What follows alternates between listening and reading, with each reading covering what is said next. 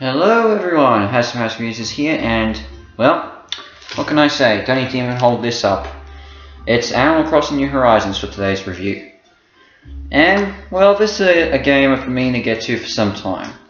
I mean, I've been wanting to review this ever since it came out, but a request from my brother, who's a huge fan of the series, he said, wait for it for a little while before you do the review.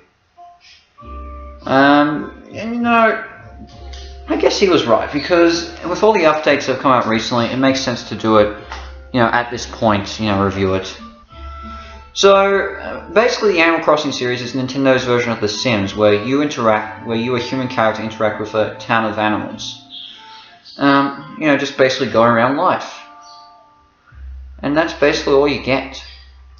In each new version they added new things. I mean, for the GameCube Plus N64 version, it was the first game, plus you had the NES games in it. I forget what the DS version added. Maybe, online connectivity.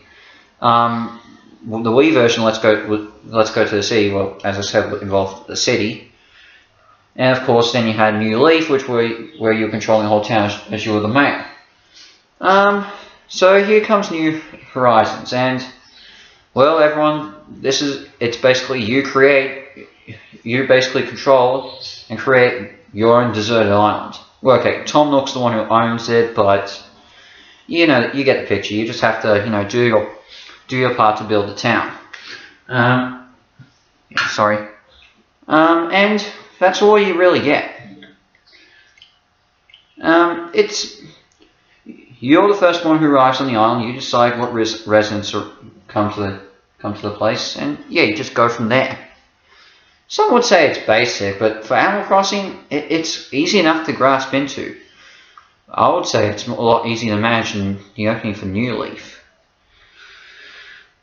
So what does work with this game? Well, first of all, I'll say the characters are all just so likable. I mean, part of the reason why this series is so successful is the characters. I mean, there's some characters we all just like to complain about, like Tom Nook and Mr. Rossetti.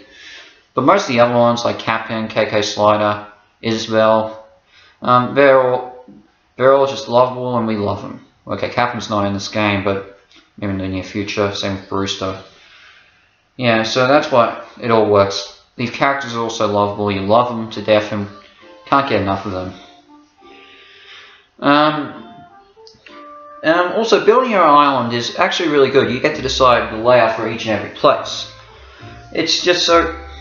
It's easy for you to grasp into, and the controls are handled pretty well.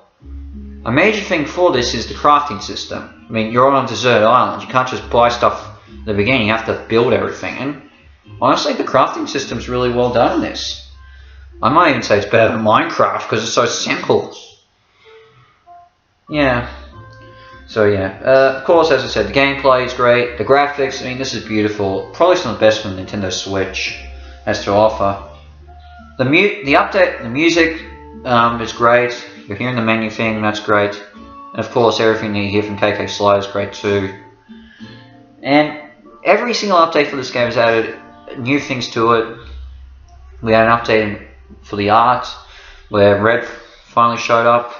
We had being able to dive for sea creatures.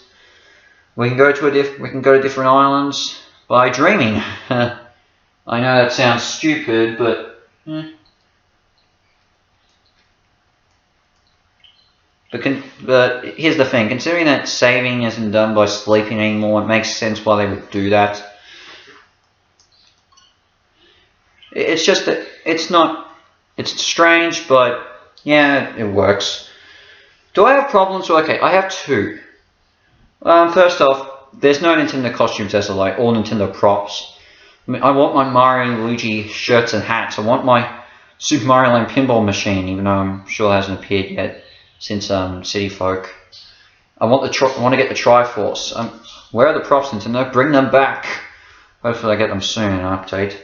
And also, okay, I know Mr. Rossetti is one of those characters that not many people like, but having taken away the reset feature that's so iconic to his character is disappointing, because he is in the game, but you don't see him. He helps out with a rescue service. So It is disappointing, but yeah, let it slide every now and then. But if there's one thing I want to talk about, it's how huge this game is. I mean, let's be honest, this year has been absolutely shit. Sorry for the language, but yeah, it has been shit. But this game has been one of the shining lights of the gaming industry for this year. No matter where you go, this game is everywhere. It's unbelievable. People talk about it, and I think the reason why this has been so successful is because, in a way, much like this game is it's an escape from reality. You get to go to a world a peaceful community that functions as normal compared to the way reality is at the moment with the whole pandemic. In a way, this game came out at the right time. I know fans were disappointed when it got delayed last year, but I think Nintendo did the right thing in a way. I mean, they didn't know the pandemic was going to happen. Far from it. But I'm just saying, I don't think this game would have been as successful as it was. Okay, it would have been successful, no doubt, but I don't think it would have gotten the even high praise than New Leaf had it not come out when it did at the start of the pandemic. This is a game that came out this is a game that's sort of grown because it is, in a way, something that got people, a lot of people were able to get their minds off the pandemic. This was an escape for them. For a lot of people, I think. That's why this game has gotten so much praise, and I'm not saying that this is it completely got everyone out of the minds of the pandemic and everything else in the year, far from it. But the fact that it came out when it did, and considering the sort of what you have to do in this game, you know, just the peaceful atmosphere and just sort of way people that love the reality people miss so much. That's why I think it is successful. It's this escape from COVID that we all needed, and it's also pretty much the best game of this year. I mean, there's been a few good games here and there, but probably this and Fall Guys are the two big ones for the year.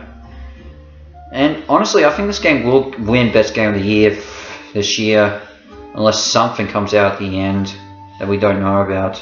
Maybe some stuff for the PS5, maybe Crash 4, who knows. But I think the praise it's gotten, well, I was surprised to see it appear in WatchMojo's top 20 best games of the year just recently. Best games of all time, I should say. Link a card up there. Yeah, but I can understand why. I'm not sure if it's my favorite game for the Switch. I mean, Odyssey pretty much is high up there, and Smash Ultimate, and probably Breath of the Wild, and a few others, maybe even Octopath Traveler. But this is a great game, regardless. Oh yeah, Luigi's Mansion 3 too. This is a special game, and I think it will be remembered for a long time. And I'm surprised lightning struck twice anyway for this. After the success of New Leaf, I wasn't so sure how this would fare, but as I said, this whole game has basically gone higher than the heights that New Leaf set. And even though I like New Leaf, I think this game sort of brought me back into the Animal Crossing series. I didn't mind New Leaf, but I didn't play it that much compared to City Folk. But New Horizons is an absolute gem. I would say, look, play it if you haven't, especially because I'm sure it'll take your mind off everything that's happened this year. But, so what I'm going to give is, perfect score, 10 out of 10 has stars.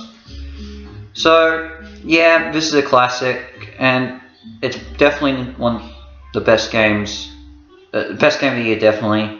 One of Nintendo's best Switch games, definitely worth your time checking out. Well, in the meantime, it's time for me to end this video. Got a few more things coming up. But in the meantime, HouseMouse is out. And go on and escape to your own deserted island. Ciao.